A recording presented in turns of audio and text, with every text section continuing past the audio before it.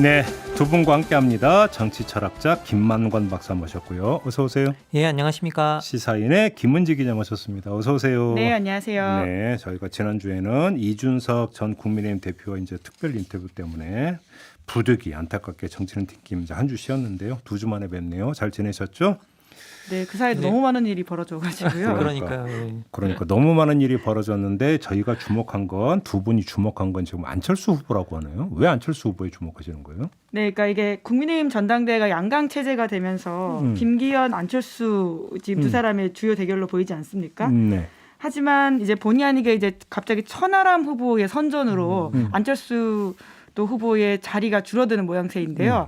다시금 우리가 안철수 정치인이라는 사람한테 늘 따라붙는 그 꼬리표가 붙지 않았냐라는 생각이 들어서 그 꼬리표가 뭐예요? 아마 정치인 안철수 하면 가장 먼저 생각나는 키워드 중에 하나이실 겁니다. 또 철수? 네, 그렇죠.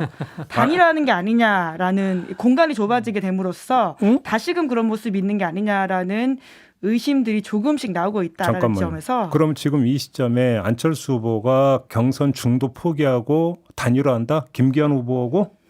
뭐 물론 이제 지금 정치는 가능성의 영역이고 생물이기 때문에 어떻게 될지 모른다. 하지만 다시금 안철수 후보한테 그러한 질문이 따라붙는다라고 하는 것이 지난 10년의 안철수의 정치 인생을 보여준다라고 하는 것이죠. 될 수도 있고 안 될 수도 있습니다. 근데 아무튼 여의도에 그런 얘기가 돌고 있어요? 그러니까 지금 당장 지난주 금요일이 컷오프이지 않았습니까?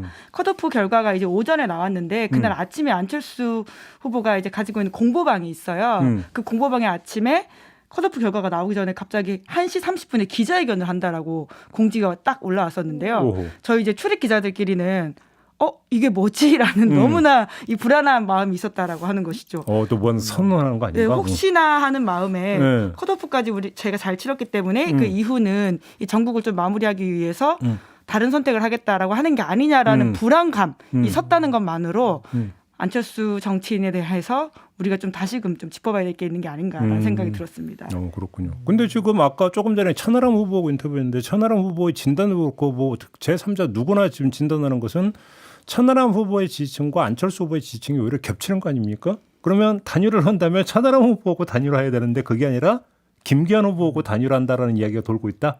돈다는 건 아니고 이제 그런 불안감과 그 어떤 시선이 존재한다라고 하는 시선이 것이죠. 예. 결국은 또 철수하는 거 아니냐? 예, 지난 10년 정치 커리어 때문에 아마 그런 것이죠. 그러면 그 지난 10년의 정치 커리어를 어떻게 정리를 해야 되는 건데요?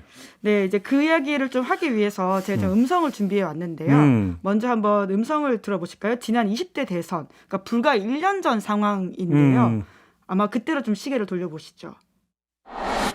상대방 떨어뜨리려고 자격 없는 사람 뽑으면 우리나라 망가집니다.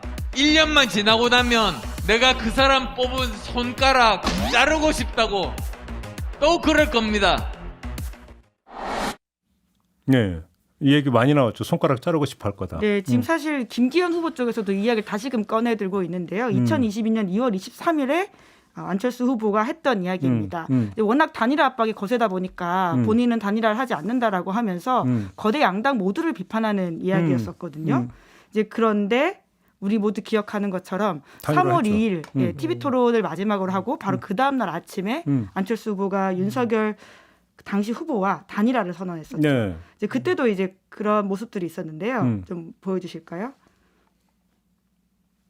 네, 이 음성은 준비가 안 되어 있나 보네요. 예. 그 당시에 이제 윤석열 후보가 안철수 후보와 윤석열이 이제 하나가 되었다라고 이야기를 하자 기자들이 당장 물었습니다. 안 후보님 다당제가 소신이라고 여러 차례 말씀하셨는데 선거 직후에 국민의힘과 합당하게 되면 그 소신에 반하는 게 아니냐 이런 질문을 했었는데요.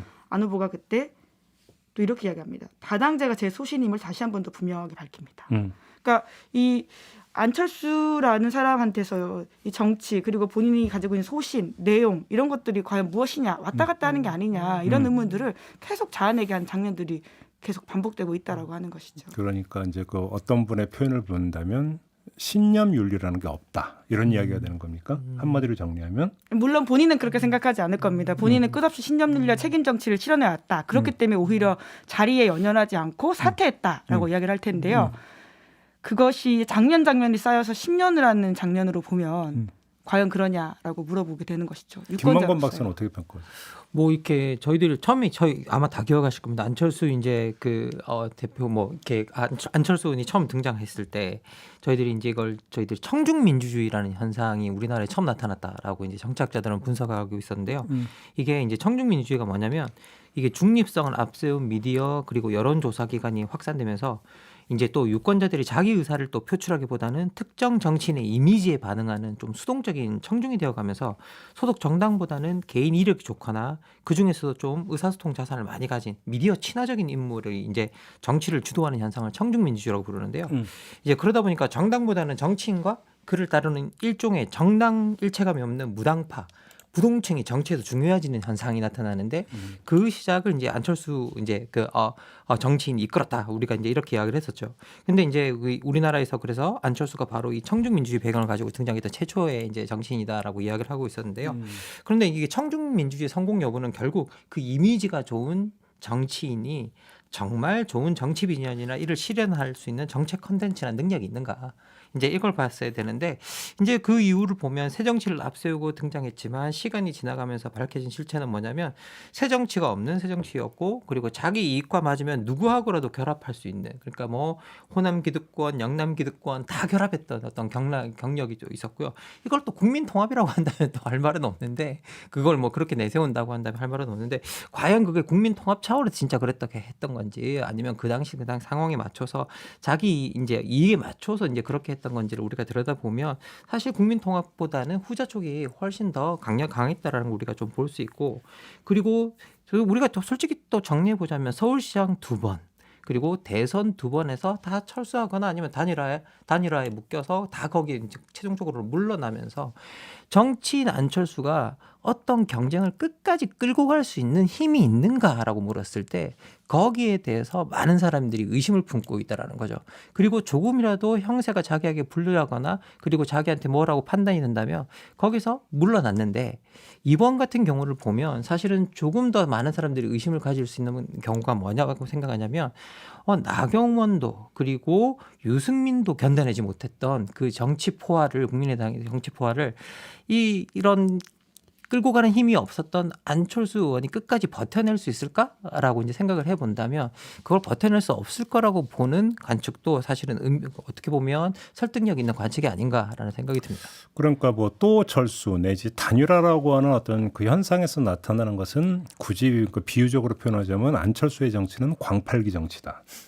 뭐 이렇게도 이제 그 표현할 수 있는데 그러면 광을 파는 행태의 원인이 뭐냐? 철학의 부재 때문이냐? 세력이 미약해서냐? 좀 이제 그 물론 뭐 이 두 가지가 이제 그 뭐 무 자르는 것처럼 딱딱 구획될 수 있는 것은 아니긴 하겠습니다만 주된 원인은 어디에 있다고 그럼 진단하십니까 두 분은? 뭐 저는 이게 사실 다 양쪽에 다 있는 것 같은데요. 철학에 우리가 철학이라고 했을 때 안철수의 새 정치를 이야기했지만 사실 많은 분들이 안철수의 새 정치의 컨텐츠가 뭐냐라고 물어보면 기억이 나시는 게 별로 없을 겁니다. 그리고 뭐 과학, 기술, 정책 이런 건 이야기에 나오고 있지만 그게 정말 안철수만의 컨텐츠냐라고 하면 또 그것도 아니라고 볼 수 있는 거죠. 그래서 기본적으로 우리가 철학의 부재 또 측면에서 본다면 일종의 정당 일체감 같은 것들이 전혀 없었던 행적을 지금까지 보여주고 있거든요. 그래서 그 부분에 대해서는 우리가 의심을 충분히 또 품을 수가 있고 그리고 이제 뭐 우리가 기본적으로 또 이제 두 번째 말씀하셨던 요인 중에 하나가 이제 이걸 끌고 갈 수 있는 어떤 힘이 있어야 되는데 그런 어떤 능력 자체를 지금까지 보여주지도 못했었고 그러다 보니까 우리가 거기에 대해서 자꾸 의심을 품게 되는 건데요. 그런데 제가 봤을 때 가장 중요한 부분은 뭐냐라고 하면 안철수 의원이 바라는 새 정치의 컨텐츠가 무엇인지 자기 자신이 이해하고 있는가라고 물었을 때 그렇지 않다라는 거고 그리고 주변에 그걸 끊임없이 말해주고 도와줄 사람이 있는가라고 봤을 때 이때까지 안철수 의원의 정치 행적을 쭉 들여다본다면 안철수 의원을 도와왔던 사람들이 중간중간에 다 떠났다는 거예요.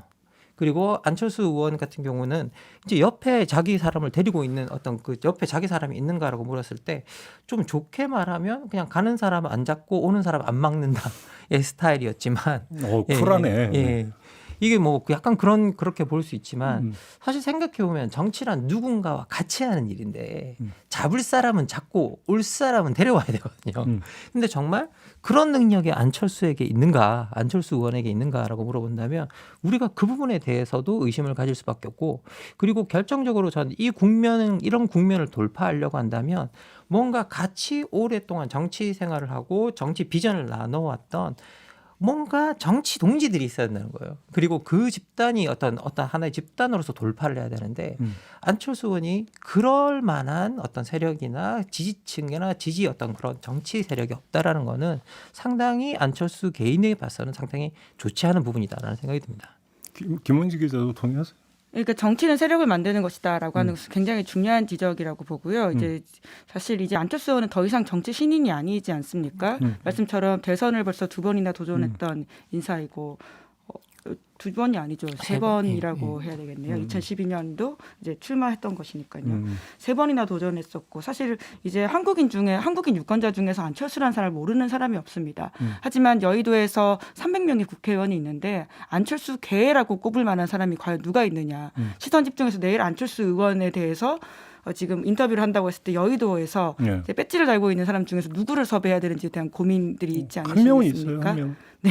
누군지는 떠오르시죠? 네. 그러니까 그런 지점에서 안철수 개라는 어떤 세력을 그러니까 개파 정치를 하라는 것이 아니라요. 본인의 가치를 동의하는 동료 집단이 얼마나 있느냐라는 문제에 있어서는 굉장히 안철수 의원으로서 뼈아픈 부분이다라고 지적할 수 있고요. 그리고 사실 이제 지금은 굉장히 도전자로서 전당대회에서 자기의 모습들을 보여야 될 시점이라는 생각이 많이 드는데 지금 대통령실에서는 사실 굉장히 그러니까 정치인으로서는 굉장히 받아들이기 어려운 이야기들을 많이 하고 있습니다. 본인이 그러한 비판을 손가락 자른다라는 이야기까지 들으면서도 단일화를 했던 인사이거든요. 윤석열 대통령은. 그래서 공동정부를 꾸리겠다라는 이야기까지 했었습니다. 그런데 이제 아직 채 1년이 지나지도 않았던 이 시점에서 윤석열 대통령이 직접 메시지로 안철수 후보를 향해서 적이라는 말이 나왔었죠. 그뿐만 아니라 이진복 수석 같은 경우에는 아무 말도 안 하면 아무 일도 안 일어난다라는 굉장히 무례한 이야기를 했습니다.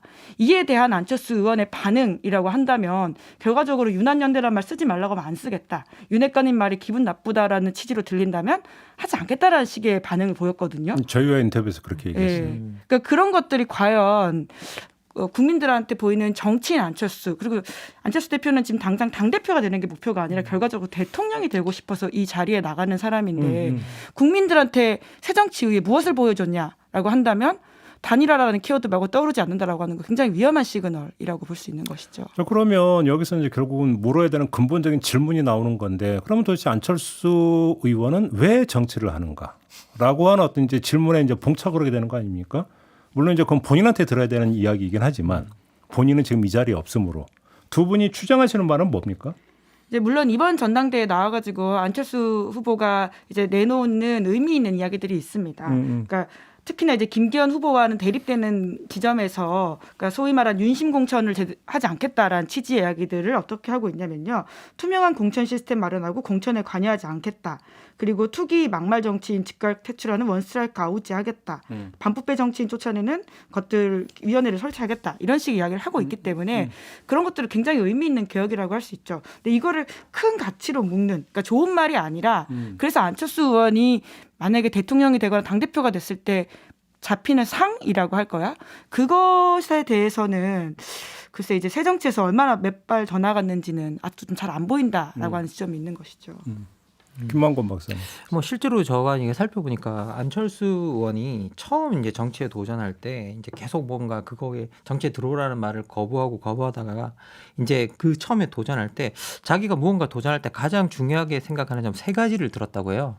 이제 그 첫 번째가 내가 정말로 의미를 느낄 수 있는 일이냐, 그리고 앞으로 지속적으로 열정을 갖고 할 수 있는 일인가, 그리고 실제로 내가 일을 잘해서 다른 사람에게 혜택을 줄 수 있는 일인가, 이걸 본다고 이제 이야기를 했는데, 사실 이게 겉으로 들으면 다 좋은 말이긴 한데 근데 안에 들어가 보면 그래서 뭐 콘텐츠가 뭐야라고 묻는다면 이제 아무것도 없는 이제 그게 돼버리는 거죠. 그래서 실제로 정치에 들어올 때 안철수라는 정치인이 가지고 있었던 그 비전이 있어야 되는데 그것들이 없었다라는 것. 그리고 더 큰 문제는 뭐냐면 이제 정치에 입문하고 10년이 넘었잖아요. 거의 12년 뭐 이렇게 돼 가는데, 그러면 정치에 입문하고 10여 년이 넘는 없는 동안에 그러면 안철수가 원하는 뭔가 안철수가 정치인으로서 원하는 안철수라는 정치인이 원하는 뭔가 비전이 구체적 비전이 이제 사람들한테 각인이 돼야 되는데 네. 그것 자체가 아직까지 없다라는 것 자체가 결정적인 문제다라는 생각이 들어요. 그러면 정치 커리어를 또 그리고 해오면서 그 비전이 없고 더 나가서 그러면 뭔가 우리가 정치를 볼 때 우리가 소위 말해 신념윤리라고 표현하죠. 비전이 없기 때문에 신념윤리가 사실은 작동할 수가 없는데 그래도 뭔가 자기가 돌파하기 위해서 강단이 있고 뭔가 정치적 돌파력이나 추진력을 보여줬어야 되는데 항상 경쟁에서 조금씩이라도 자기가 밀린다고 생각할 때마다 거기서 포기를 해왔기 때문에 우리가 그런 추진력도 확인할 수가 없는 어떤 그런 부분들이 있는 거죠. 그러다 보니까 저희들이 도대체 안철수는 뭘 위해서 정치를 하고 있고 그리고 뭔가를 하고 있다고 한다면 그걸 밀어붙일 능력이나 힘은 있는가라는 어떤 처음 근본적인 질문부터 실행력까지 다 의심을 가질 수밖에 없는 그런 상황이 돼버린 거죠. 근데 지금 만약에 안철수 의원이 지금 이 방송을 보고 있다면 상당히 억울해할 수도 있습니다. 왜 그러냐면 아니 나 지금 멀쩡히 지금 당대표 경선 열심히 하고 있는데 왜 저래? 뭐 이렇게 지금 얘기가 나올 수가 있잖아. 나 지금 철수 선언 안 했어. 단이라도 얘기 안 했는데 왜 저래? 이렇게 나올 수도 있는 거 아닙니까? 네, 이제 그러니까 이번 선거에서는 그 근육이 있다는 거를 보여주는 게 굉장히 중요하다라는 이야기를 저희가 하고 있는 것이죠. 그러니까 끝까지 뛰어서 자기의 어떤 정치적인 근육을 보여주는 것이 이번 선거에서 가장 중요한 안철수 정치인에게 부분이 아닌가, 목표가 아닌가라는 이야기들을 하기 위해서 이 이야기들을 드리는 것이고요. 결국은 이제 지금까지는 상대 후보의 어떤 우세나 그러니까 주변의 형세에 따라서 결국은 어떤 자신의 소신이나 어떤 가는 방향을 접고 계속 접어왔는데 이번 같이 또 그런 모습을 보인다면 정말 치명타가 될 것이다. 이런 말씀이신 거죠, 그러니까. 네, 결국은 정치인 안철수가 이전까지 이제 10년의 커리어에서 보여줬던 지점들에 대해서 말씀처럼 자기는 억울하게 보일지 몰라도 유권자들한테 그렇게 보이는 게 있었다라고 하면 이번에는 버티는 모습을 보여줘야 되는데 그것이 국민의힘 전당대회의 관전 포인트 중에 하나가 아닐까라는 지점에서 말씀을 드리는 건데요. 왜냐하면 점점 더 구도는 이제 전당대회가 이제 4명 컷오프로 올라가고 전국을 순회함으로써 반윤석열 혹은 비윤석열과 친윤석열 이 구도가 더 명확해질 겁니다. 지금 천하람 후보 같은 경우에는 TV 토론에서 그 지금 듣기 평가 하겠다고 이야기했잖아요. 그게 바이든으로 들리냐 날리면으로 들리냐 이 질문을 하겠다라고 했을 때 과연 안철수 후보는 어떻게 반응을 할 것인가 거기에 대해서 그러니까 계속 이 구도가 명확해지는 상황에서 김기현 혹은 대통령실의 메시지들은 더욱더 안철수 후보한테 거칠어질 수도 있는 상황을 염두에 둔다면 안 후보가 잘 이번에는 달라졌다라는 것을 보여줘야지. 그러니까 그것이 오히려 일종의 실력을 증명하는 것이죠. 역기회일 수가 있다. 무슨 얘기냐면 대통령실이나 이른바 윤핵관들이 안철수 후보를 향해서 엄청나게 거센 공격을 퍼붓고 있는데 그런 거센 공격에 굴하지 않고 완주를 한다면 지금까지 보여줬던 어떤 면모와는 다른 면모를 각인시킬 수 있다. 이런 말씀이신 거죠? 그렇죠. 사실 저는 이렇게 그 김은지 기자님의 처음 발제문을 보고 저는 어떤 생각이 좀 들었냐면 김은지 기자님이 안철수 후보에 대해서 나름 애정이 있구나라는 생각이 들었었어요. 왜냐하면 저는 별로 애정이 없어요. 솔직히 말씀드리면. 왜냐하면 이 정치학을 하는 입장에서 보면 가장 나쁜 정치인이 정치 혐오를 가지고 성장하는 정치인들이거든요. 그런데 저는 솔직히 말씀드리면 안철수 의원도 그 부류 중에 하나라고 생각했기 때문에 별로 안철수 의원을 별로 안 좋아했어요. 그래서 저는 별로 애정이 없었는데 김은지 기자님 발제문을 들여다보니까 안철수 의원이 여기서 물러나면 자기 정치 근육이 정말 없다라는 것들이 대중들에게 다 드러나게 되고 그렇게 되면 앞으로의 정치 커리어에 문제가 생길 수 있다. 그렇기 때문에 이번에는 정말 안철수 의원이 버텨줘야 된다라는 이야기를 이제 명백하게 하고 있어서 이거는 어떻게 보면 꼭 안철수 의원이 좀 이 말은 좀 듣고 좀 이번에는 끝까지 좀 갔으면 좋겠다라는 좀 생각이 들고요. 그리고 저는 이번이 사실은 안철수 의원 개인적으로도 근육이 없었다면 근육을 키우는 시간이 되었으면 좋겠다라는 생각이 좀 드는데 이제 앞으로 뭐 한 달 남은 동안에 정말 거친 말들이 저는 안철수 의원을 향해서 쏟아질 거라고 생각합니다. 정말 십자포화가 쏟아질 거고요. 그러면 그 포화를 안철수 의원이 어떻게 헤쳐나가는가가 되게 중요한데 저는 안철수 의원한테 만약에 저도 이제 김은지 기자님 같은 애정을 가지고 이야기를 해달라고 그런다면 저는 솔직히 말씀드리면 이번 전당대회에서 후보를 포기하든 그냥 끝까지 뛰든 어차피 끝난 거예요. 윤석열 대통령의 관계는 제가 봤을 때는 끝났다. 이거는 제가 봤을 때는 이게 그 그 사실 이렇게 말씀드리면 뭐 안 되겠지 되나? 근데 이제 뭐 저는 솔직히 말씀드리면 윤석열 대통령이 뒤끝이 아주 긴 사람이라고 생각합니다. 그러면 그 뒤끝을 결국은 감당해야 되고 그리고 이번 전당대회에서 사실 윤석열 대통령이 그렇게 적이라고 표현한 건 손절하겠다는 뜻이잖아요. 이제 안철수 의원과 나는 끝났다라는 걸 공개적으로 밝혔거든요. 그럼 이렇게 공개적으로 밝힌 상황에서 안철수 의원이 굳이 내가 그러면 아직까지 내가 윤심을 맞춰야겠어라고 하는 게 나을 건지 아니면 겉으로는 그렇게 하든 말든 겉으로는 뭐 맞추는 레토릭이라도 해야겠지만 이제 내 길을 가야겠다라고 생각하고 자기 길을 가는 건 되게 다른 부분이라고 생각하거든요. 네, 여의도를 취재하는 기자로서 모든 정치나 대정이 있다 이렇게 좀 정리해 주시면 좋을 것 같습니다. 오해를 또 살 수 있으니. 네. 네. 그러시구나. 예. 그런데 이제 그러니까 초기 국면으로 돌아가면 일부에서는 의아해했어요. 아니 왜 그러냐면 후보 단일화의 파트너였고 인수위원까지 맡은 사람인데 인수위원장까지 인수위원장, 맡은 예. 사람인데 둘이 사이가 안 좋은 건가? 이해를 못하는 사람들이 좀 있었거든요. 그리고 나서 이른바 윤핵관을 중심으로 해서 이제 과거 행적이 하나둘 이제 막 이제 그 주장 성격으로 좀 나오고 있었던 거잖아요. 그러면 그 이른바 윤핵관들을 중심으로 안철수가 과거에 이랬다라고 하는 주장은 충분히 신빙성이 있는 이야기입니까? 어떻게 봐야 되는 겁니까? 둘이 윤석열 대통령과 안철수 후보가 정말 금이 갔던 게 그런 것들이 누적이 돼서 금이 간 걸로 봐야 되는 겁니까? 그러니까 뭐 제가 지난 대선을 취재했던 경험을 빌어서 생각을 해보자면 사실 윤석열 대통령은 단일화에 그렇게 적극적인 인사는 아니었습니다. 그러니까 윤석열 캠프 안에서도 단일화 적극파가 있었고 단일화 비적극파가 있었다라고 했을 경우에 물론 당연히 이제 그때 초박빙 선거였기 때문에 단일화가 이루어진다면 좋은 것이었지만 그 에너지를 우선순위를 배분하는 과정에서 윤 대통령은 사실상 후순위였던 건 맞거든요. 이제 그럼에도 불구하고 이제 선거 막판에 단일화를 이뤄졌었고 그 단일화 이후에 그 관계들을 보신다면 아마 기억하실 텐데 지금에 와서 다시금 이야기 나오지만 그때 이제 소위 안철수 의원이 가출했다 이런 것으로 지금 윤핵관 쪽에서 이야기가 나오고 있잖아요. 인수위원장 시절에. 예. 그때 이제 인사를 추천하는 과정에서의 서로의 갈등 같은 것들을 봤을 경우에 원래도 그렇게 화학적인 결합이 잘 되지 않은 상황에서 둘이 더 그랬던 것이고 그런 시간들이 지나오면서 지난 이제 이태원 참사 때 이상민 장관 탄핵 이야기라든지 이런 이야기들은 사실 윤 대통령과의 거리를 점점 더 멀어지게 하는 이야기는 맞아 보이고요.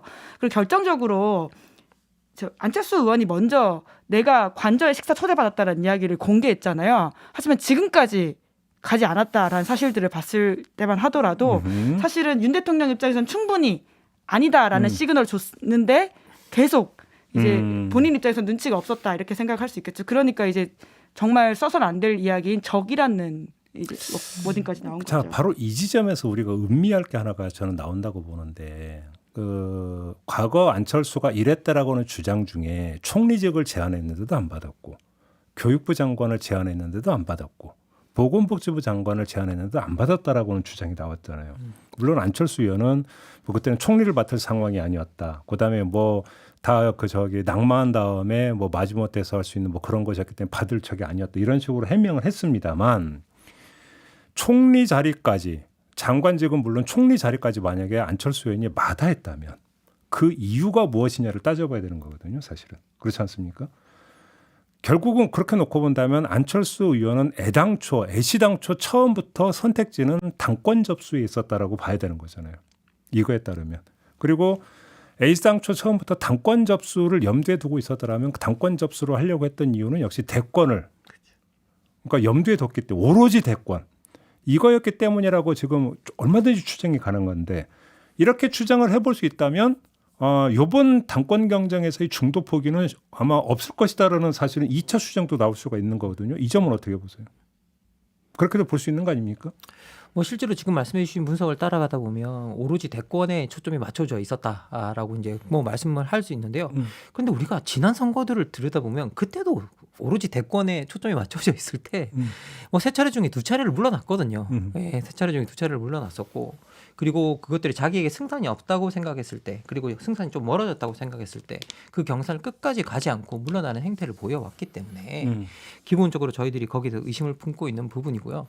그리고 저는 정치인이 어떤 경쟁에 나섰을 때는 저는 이제 어떤 레이스에 들어가면 완주하는 것이 목표여야 된다고 생각해요. 사실 이게 정치인들이 끝까지 그거는 왜냐하면 자기 지지자들이 있잖아요. 자기 지지자들에게 대한 믿음의 일부고 그리고 그 지지자들과 함께 끝까지 정치 여정을 끝내는 경험들은 상당히 정치인에게 중요한 자산이고 그리고 그렇게 정치 여정을 끝낸 경험들이 쌓여서 결국은 권력을 잡고 대권을 이루고 하는 거라고 생각이 들거든요. 근데 안철수 의원은 그 경험이 전혀 없다라는 거죠. 그리고 실제로 그 경험이 없는 상태에서 지금 여기에 들어오니까 아니 이전에도 어차피 직접 대통령 선거에 2번 나가서도 물러섰는데 이 당대표 선거 뭐라고 여기서 압박에 들어오면 그걸 끝까지 버틸까라고 생각해 보면 또 거기에 대해서 별로 계산이 서지 않는 끝까지 버틸 거라고 계산이 서지 않는 이제 그런 것들이 생겨나서 이제 뭐 저희들이 의심하고 있고 그리고 또 그 부분에 대해서 하고 있는데 특히 이번에 저희들이 또 걱정하는 부분은 뭐냐고 한다면 사실 과거의 선거를 들여다보면 이런 식의 뭐라고 해야 될까요? 이게 지금 국민의힘 전당대회를 들여다보면 저는 대한민국 역사상 가장 이상한 선거 그러니까 민주화 이후에 가장 이상한 어떤 선거판이 될 거라고 생각하는데 대통령이 누군가를 지목해놓고 그 경쟁자들을 하나하나 다 쳐내고 있는 거잖아요. 강제적으로 사실은 다 쳐내고 있는 어떤 그런 건데 그렇게 강압적으로 쳐내는 이 분위기를 정말 정치인 안철수가 견뎌낼 수 있는가라는 게 대해서 우리가 이제 관심을 갖게 되는 거고 만약에 저는 이번 안철수 의원이 끝까지 이걸 견뎌내고 완주할 수 있다고 한다면 자신도 모르는 이게 정말 그 김은지 기자님이 정말 잘 표현해 주셨다고 생각하는데 정치 근육이 생겨날 거다.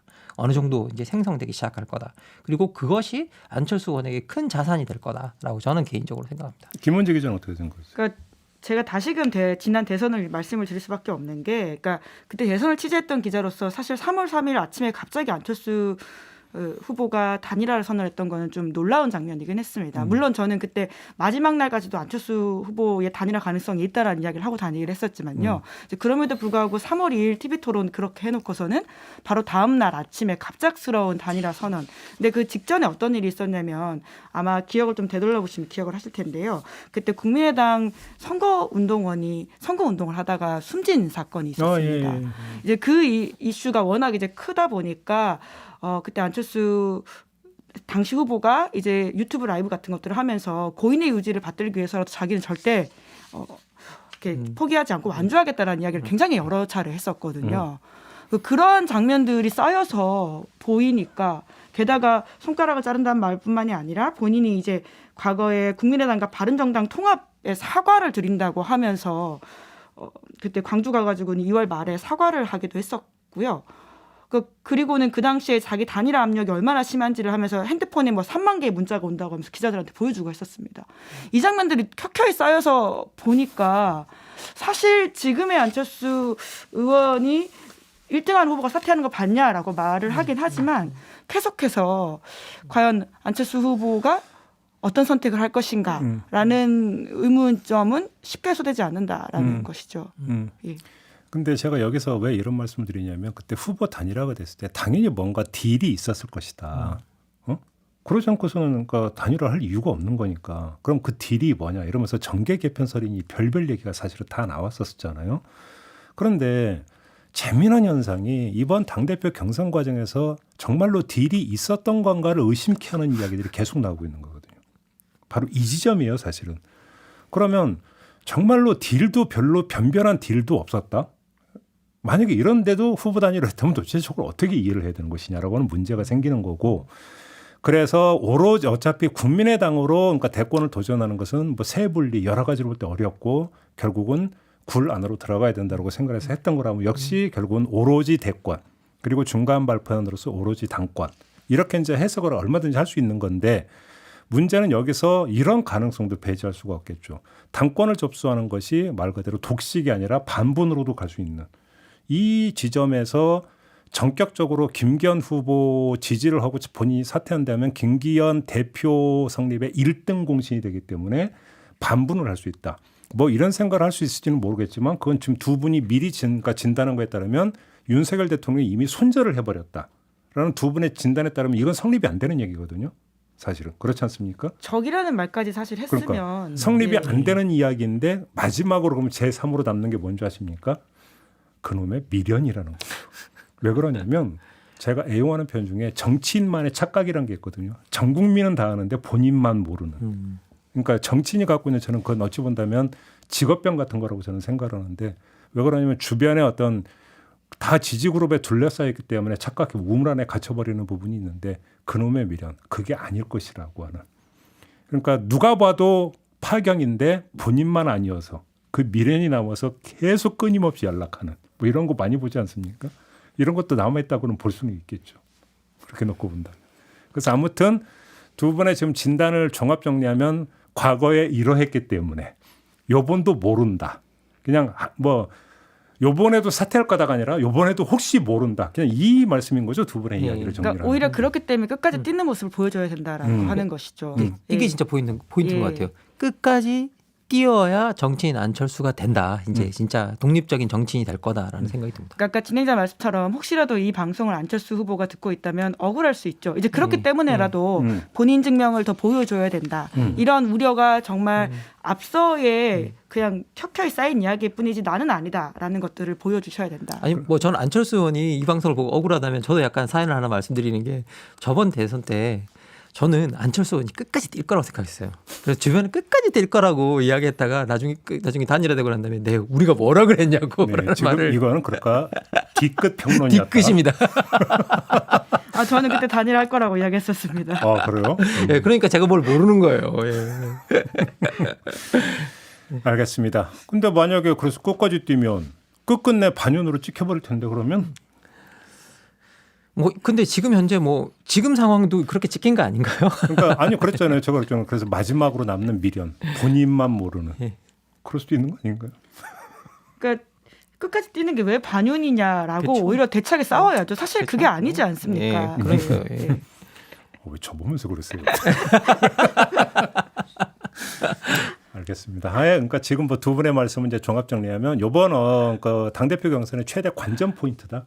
이렇게 정리하면 되지 않겠습니까? 그리고 사실 이제 그 선택에 따라서 경선 구도는 완전히 달라지는 것이니까 그러니까, 예. 그렇기 때문에 최대 관전 포인트인 것은 좀 맞다고 봐야 되겠죠. 알겠습니다. 저는 그래서 참 궁금하게 돼요. 이제 TV 토론 열리면 어떤 장면이 연출이 바이든 날리면 이제 100% 나온다고 저희 방송에서 인터뷰를 통해서 공언을 했기 때문에 어떻게 할지 좀 궁금하고 다른 뭐가 나올지 제가 볼 때 중간에 그러니까 낀 철수가 될 가능성이 상당히 있다고 봐야 되겠죠. 그렇죠. 어떻게 할지 그것도 좀 지켜봐야 될 것 같은데 최대의 관전 포인트는 또 철수냐 여보는 다르냐 뭐 이 문제다 이렇게 정리를 하고 오늘 정치는 팀킴은 마무리하도록 하겠습니다. 두 분 잘 들었습니다. 고맙습니다. 네, 감사합니다. 감사합니다. 네, 저도 함께 물러가겠습니다. 고맙습니다.